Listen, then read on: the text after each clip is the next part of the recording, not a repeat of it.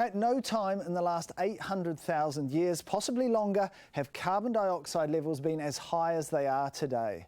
The greenhouse gas, and here you can see its movement around the globe, mostly comes from human activity. It traps heat and has resulted in a steady rise in global average temperatures and what we can see here, which is warmer oceans. If we can't reduce our emissions of CO2, and we haven't yet, then scientists have suggested looking at other ways of halting global warming. Reflecting more of the sun's energy back into space would result in a cooler Earth. One idea is to brighten the clouds by spraying salt water into the sky, although there's no evidence to suggest that would have a significant impact. Another expensive and unproven idea is to place reflective mirrors in orbit to block the sunlight. A third possible technique takes its cue from the volcanic eruption of Mount Pinatubo in 1991. It resulted in over 20 million tonnes of sulfur dioxide being released into the atmosphere. Over 2 years, it cooled the Earth by about half a degree.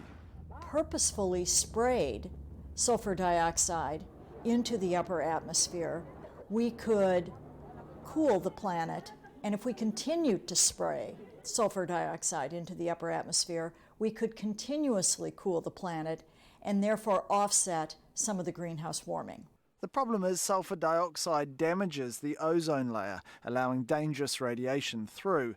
It also lingers for years, making the process hard to undo if things go awry. They would have to dramatically step up over time. As the carbon dioxide went up over time, you would have to also step up the geo-engineering effort over time to try and counteract it.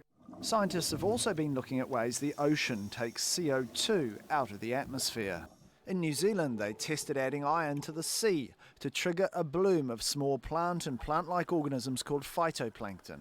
The result was visible from space. There are concerns that this could have negative impacts on the ocean without having the long-term removal of CO2 that's needed to counteract climate. Other technology in development includes large machines that can remove carbon dioxide directly from the air. These technologies are all currently still quite hypothetical.